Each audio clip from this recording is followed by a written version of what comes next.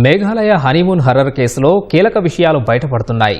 భర్త రాజా రఘువంశీని హత్య చేసేందుకు భార్య సోనం తమ ప్రియుడు రాజ్ కుష్వాహాతో కలిసి పెళ్లైన కొద్ది రోజులకే ప్రణాళిక రచించినట్లు తేలింది. హనీమూన్ పేరుతో రాజాను మేఘాలయ తీసుకెళ్లిన సోనం కుష్వాహా వ్యూహరచన మేరకు కిరాయి రౌడీలతో చంపించింది. తర్వాత ఏమీ తెలియనట్లు ఉత్తరప్రదేశ్కు వచ్చి తల్లిదండ్రులు, పోలీసులను తప్పుదారి పట్టించే ప్రయత్నం చేసింది. మరోవైపు ఆమె ప్రియుడు కుష్వాహా కూడా వధూవరుల కుటుంబ సభ్యులకు అనుమానం కలగకుండా వినయం నటిస్తూ వచ్చాడు. అయితే నిందితుల ఫోన్లలో చాటింగ్లు, లొకేషన్ షేరింగ్ల ద్వారా కేసును పోలీసులు ఛేదించారు.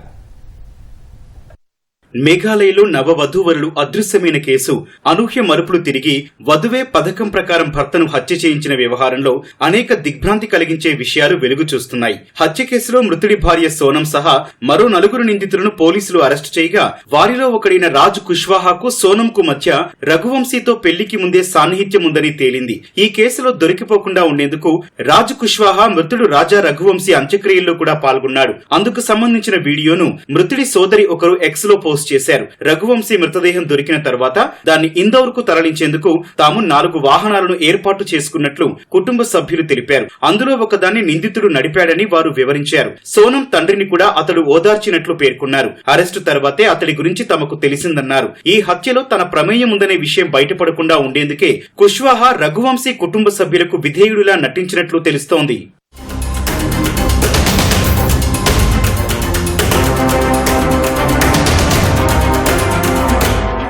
మరోవైపు ఈ కేసుకు సంబంధించిన మరిన్ని కీలక విషయాలను పోలీసు వర్గాలు బయటపెట్టాయి. వాటి ప్రకారం 24 ఏళ్ల సోనం, 21 ఏళ్ల కుష్వాహా కలిసే రఘువంశీ హత్యకు ప్రణాళిక రచించారు. దాన్ని అమలు చేసేందుకు సోనం, కుష్వాహా కొంతమంది కిరాయి రౌడీలను ఏర్పాటు చేసుకున్నారు. ఈ క్రమంలోనే కుష్వాహా మేఘాలయకు వెళ్లకుండా సోనంతో ఫోన్లో టచ్ లో ఉండి తమ ప్రణాళిక అమలయ్యేలా చేశాడు. సోనం మేఘాలయ ట్రిప్ లో నిత్యం కుష్వాహాకు లైవ్ లొకేషన్ షేర్ చేస్తూ వచ్చిందని పోలీసులు గుర్తించారు. సోనం దంపతుల కదలికలను ఎప్పటికప్పుడు కుష్వాహా మిగతా 3 నిందితులకు చేరవేస్తూ వచ్చాడని తేల్చారు. పథకం ప్రకారం రఘువంశీని సోనం చిరపుంజీలో జనసంచారం లేని మార్గం వైపు తీసుకెళ్లింది. అక్కడ కిరాయి రౌడీలు అతడిని హతమార్చారు. తర్వాత సోనంతో సహా 3 నిందితులు అసోంలోని గువాహటికి వెళ్లారు. అక్కడి నుంచి ఎవరికి వారు విడిపోయారు. రఘువంశీ మృతదేహం పడేసిన ప్రాంతం నుంచి సోనం 1200 కిలోమీటర్ల మేర ఒంటరిగా ప్రయాణించింది.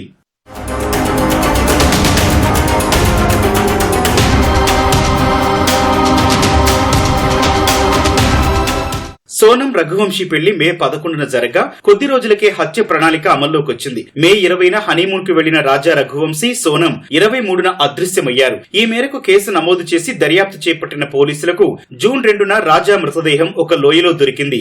ఆయన శరీరంపై గాయాలు ఉండటాన్ని గుర్తించి రఘువంశీది హత్యగా భావించి విచారణ చేపట్టారు. ఈ క్రమంలో సోనం బ్రతికే ఉందని గుర్తించామని పోలీసులు తెలిపారు. ఫలితంగా ఆమె ఈ హత్య చేసి ఉండొచ్చని అనుమానాలు వ్యక్తమయ్యాయని చెప్పారు. తర్వాత సోనం కాల్ డేటాను పరిశీలించగా రాజ్ కుష్వాహాతో టచ్ లో ఉన్నట్లు వెల్లడైందని వివరించారు. వీరిద్దరికీ పెళ్లికి ముందు నుంచే పరిచయం ఉన్నట్లు తేలిందన్న పోలీసులు సీసీటీవీ దృశ్యాల ఆధారంగా మిగతా 3 నిందితులను అరెస్టు చేసినట్లు పేర్కొన్నారు.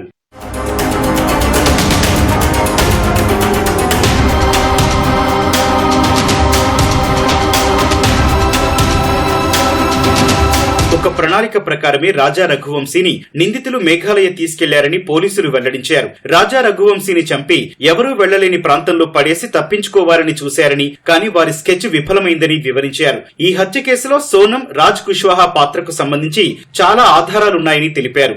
కానీ ఈ నెల 8న పోలీసులు ఎదుట లొంగిపోయిన సమయంలో తాను హత్య చెయ్యలేదని, బాధితురాలని సోనం చెప్పినట్లు యూపీ ఏడీజీ అమితాబ్ యష్ వెల్లడించారు. ఈ కేసులో తనను ఇరికించేందుకు మత్తుమందిచ్చి ఘాజీపూర్ తీసుకొచ్చారని చెప్పిందన్నారు. పోలీసు దర్యాప్తు ఎలా ఉంటుందో సోనంకు కనీస అవగాహన లేదని, తాను బాధితురాలని చెప్పి ఈ కేసు నుంచి తేలిగ్గా తప్పించుకోవచ్చని అనుకుందని ఏడీజీ చెప్పారు. హత్య కేసు ప్రణాళికలో భాగంగానే ఒంటరిగా ఘాజీపూర్ వచ్చి తనకు ఎవరో డ్రగ్స్ ఇచ్చి ఘాజీపూర్ తీసుకొచ్చారంటూ తన కుటుంబ సభ్యులకు చెప్పిందని వివరించారు. వారు మధ్యప్రదేశ్ పోలీసులను సంప్రదించడం, తర్వాత యూపీ పోలీసులకు విషయం తెలియచేయడం, సోనంను అదుపులోకి తీసుకోవడం జరిగిపోయాయి. తర్వాత సోనంకు వైద్య పరీక్షలు చేయించి మహిళల పునరావాస కేంద్రానికి తరలించారు. మేఘాలయ పోలీసులు ఘాజీపూర్ చేరుకొని సోనంను విచారించారు. కోర్టు 3 రోజుల ట్రాన్సిట్ రిమాండ్ మంజూరు చేయగా ఆమెను మేఘాలయ తీసుకెళ్లి విచారణ చేపట్టనున్నారు. సీసీటీవీ ఫుటేజ్, ఇతర ఆధారాలను పరిశీలించిన తర్వాత పూర్తి వివరాలు తెలుస్తాయని యూపీ ఏడీజీ పేర్కొన్నారు.